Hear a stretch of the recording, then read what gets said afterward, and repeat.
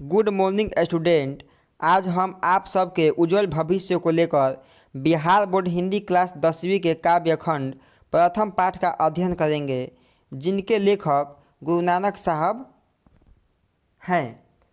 तो आइए सबसे पहले हम इस पाठ के परिचय को जान लेते हैं, क्योंकि पाठ परिचय को जानना या लेखक परिचय के बारे में जानना अति आवश्यक है, क्योंकि कभी कभी हमारे पॉइंट ऑफ एग्ज़ाम की दृष्टि से बहुत सारे ऑब्जेक्टिव क्वेश्चन इसी कविता परिचय से पूछ लिए जाते हैं। तो चलिए अब हम इस परिचय को देख लेते हैं। गुरु नानक का जन्म 1469 ईस्वी में हुआ था।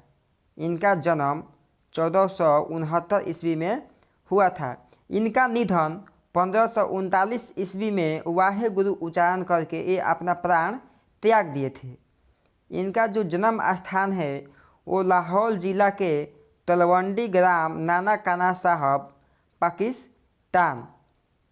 कहने का मतलब ये है कि इनका जन्म रावी नदी के किनारे स्थित तलवंडी गांव है, जो अभी लाहौर पाकिस्तान में है।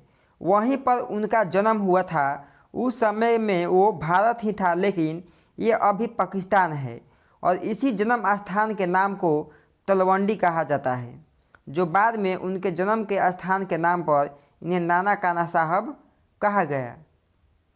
इनके पिता का नाम कालू चंद खत्री और माता का नाम तृप्ता था। इनकी पत्नी का नाम सुलक्षणी था।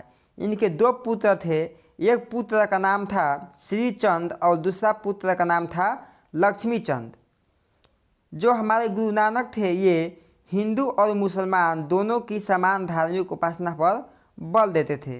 कहने का मतलब है कि दोनों की भक्ति पर ये समान विचार और समान अपने मन को प्रकट करते थे। इनकी यात्रा मक्का से मदीना तक हुई, और मक्का से मदीना तक यात्रा करने में इन्हें बाबर से भेंट हुई। गुरु नानक ने सिख धर्म का प्रवर्तन किया। ये जो हमारे गुरु नानक थे, ये सिखों के प्रथम गुरु थे। इनकी जो कविता की भाषा थी, ये जो कविता लिखते थे वो पंजाबी और हिंदी में लिखते थे। इनकी रचनाओं का संग्रह सिखों के पांचवें गुरु अर्जुन देव। सिखों के पांचवें गुरु कौन है? तो अर्जुन देव। अर्जुन देव ने सन 1604 ईस्वी में किया, जो गुरु ग्रंथ साहिब के नाम से फेमस हुआ, प्रसिद्ध हुआ। इनकी रचना जप्पू जी, आशा दीवार, रही रास और सोहिला है। ये निर्गुण भक्ति धारा के एक प्रमुख कवि थे। जो हमारे गुरु नानक साहब थे, ये एक निर्गुण भक्ति धारा के प्रमुख कवि थे। आइए अब हम इनके द्वारा लिखा गया काव्य खंड को देख लेते हैं। पहला काव्य खंड है कि राम नाम बिनु बिलथे जगी जन्मा, बिखु खावे बिखु बोले, नावे निफुल मटी भ्रमना। कहने का ये अर्थ है, प्रस्तुत कविता में ये कहा गया है कि राम नाम बिनु, राम नाम के बिना, बिलथे मतलब व्यर्थ है, जगी मतलब जगत में, जन्मा मतलब जन्म लेना। राम नाम के बिना इस जगत में जन्म लेना व्यर्थ है। बिखु खावे बिखु बोले, जो व्यक्ति राम का नाम नहीं लेता है वो विषैला विषहीन भोजन करता है, और उसकी वाणी जो है वो भी विषहीन हो जाती है। और जो राम का नाम नहीं लेता है, उसकी जो मति है वो भ्रमते रहती है, उसे सही फल का प्राप्ति नहीं होता है। पुस्तक पाठ व्याकरण बखाने, संध्या कर्म कल निकाल। कहने का मतलब है विद्यार्थियों कि कितना भी पुस्तक पढ़ लो, कवि गुरु नानक कहते हैं कि कितना भी पुस्तक पढ़ लो, पाठ कर लो, व्याकरण बखान लो, संध्या कर्म निकाल कर संध्या के कर्म कर लो। जो संध्या का पूजा अर्चना किया जाता है उसी को बोलते हैं संध्या कर्म। ये सब सारे व्यर्थ हैं। किनके बिना? तो राम नाम के बिना। आगे है कि बिनु गुरु शब्द मुक्ति कहाँ प्राणी, राम नाम बिनु अरुझि मरे। गुरु नानक कहते हैं कि बिना गुरु शब्द की मुक्ति कहाँ प्राणी। प्राणी मतलब होता है जीव की। बिना गुरु की नाम की, बिना गुरु की शब्द की इस संसार में कहाँ मुक्ति मिलती है। राम नाम बिनु अरुझि मरे। और जो इंसान, जो व्यक्ति इस संसार में राम का नाम नहीं लेता है वो इस पारिवारिक मोह माया में बंधकर उलझकर मर जाता है। दंड कमंडल शिखा सुत धोती, तीर्थ गौनु अति भ्रमणु करे। कितना भी डंडा ले लो, कमंडल ले लो, शिखा मतलब होता है चुरकी, चुरकी बढ़ा लो, सूत का मतलब होता है जनेऊ, धोती धारण कर लो, कितना भी तीर्थ कर लो, चारों ओर घूम लो, ये सब सारी क्या है, ये सब सारी दिखावे के लिए व्यर्थ है। किनके बिना, तो राम नाम के बिना। आगे है कि जटा मुकुट तन भस्म लगाई, बस न छोड़ी तन नग न भया। कहते हैं गुरु नानक जी कि कितना भी तुम बड़ा बड़ा जटा बढ़ा लो, बाल बढ़ा लो, सर पे मुकुट लगा लो, तन, तन का मतलब है शरीर, शरीर में भस्म लगा लो। अच्छा, भस्म बोलते किसको हैं? हमारे जो व्यक्ति मर जाते हैं, हमारे जो भारत में व्यक्ति मर जाते हैं, जिनका अंत्येष्टि क्रियाक्रम किया जाता है, दाह संस्कार किया जाता है, उन्हीं के राख को भस्म बोला जाता है। तो कहने का मतलब ये है कि कितना भी बड़ा बड़ा जटा बढ़ा लो, मुकुट पहन लो, तन में भस्म लगा लो, वस्त्र न छोड़ी। वस्त्र का मतलब होता है वस्त्र, छोड़ी मतलब होता है छोड़ देना। वस्त्र को छोड़कर तन नग्न न भया, तन को नंगा कर लो, नंगा साधु बन जाओ। ये सब सारे क्या हैं? ये सब सारे व्यर्थ हैं। तो किनके बिना? तो राम नाम के बिना। जे जंत जल थल महियल, जत्र तत्र तू श्रब जिया। कहने का मतलब ये है कि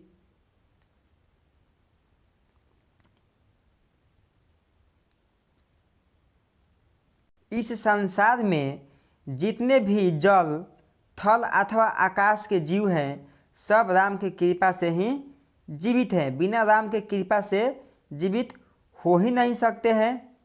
आगे है कि गुरु प्रसादी राखिले, जन को हरिदानस झोली पिया। गुरु नानक कहते हैं कि हे बंदे, हे मानव, तुम भी इस गुरु के प्रसाद को चख लो, रख लो।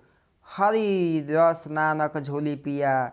और जो इस राम के नाम को झोली में ले लेता है, उसकी जो ये ज़िंदगी है क्या है, कल्याणमयी हो जाता है। आगे की हम कविता को देखते हैं।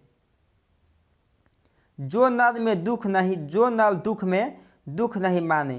कहने का मतलब है विद्यार्थियों कि जो व्यक्ति दुख में दुख नहीं मानता है और सुख को सुख नहीं समझता है। सुख सने और भय नहीं, जाके कंचन माटी जाने। कहने का मतलब ये है कि सुख सने और भय से उसे कोई प्रकार की, किसी प्रकार की टेंशन ना हो। कंचन माटी जाने, कंचन का मतलब होता है सोना, सोने को भी ये मिट्टी समझे। ना ही निंदा ना ही स्तुति, जाके लोभ मोह अभिमाना।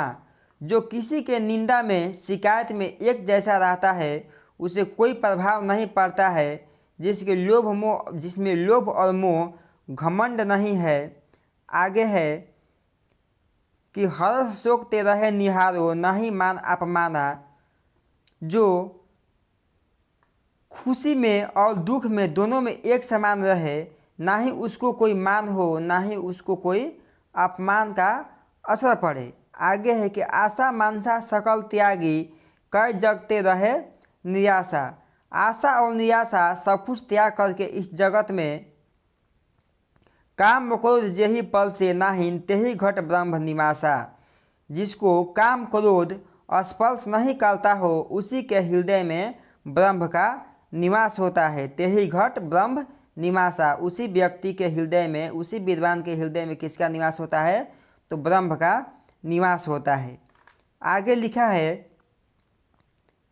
कि गुरु कृपा जही नर पर, किन्हीं तिन्हीं जुग पिछानी।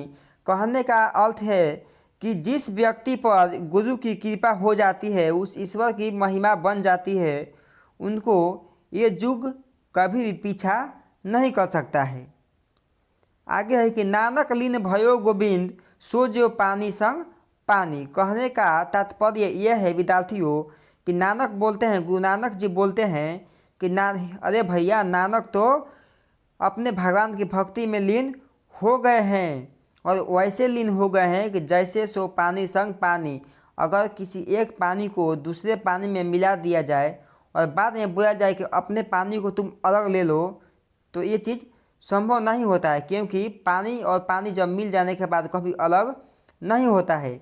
उसी प्रकार जो गुरु नानक है वो अपने भगवान से इस कदर मिल गए हैं कि वो भगवान से जुदा नहीं हो सकते हैं। इसीलिए वो सबको इंडिकेट कर रहे हैं कि हम तो गोविंद की भक्ति में लीन हो ही गए हैं, और आप सभी अगर मुक्ति पाना चाहते हो तो आप सभी इस गुरु की भक्ति में लीन हो जाओ। प्रिय विद्यार्थियों, उम्मीद है कि आपको ये वीडियो अच्छी लगी होगी। अगले पाठ में हम इस प्रश्न के ऑब्जेक्टिव और सब्जेक्टिव दोनों प्रश्नों का हल कराएंगे। यदि आपको ये मेरी वीडियो पसंद आई हो तो कृपया मेरे चैनल को लाइक और सब्सक्राइब करें, ताकि ऐसी वीडियो आपको हर बार मिल सके।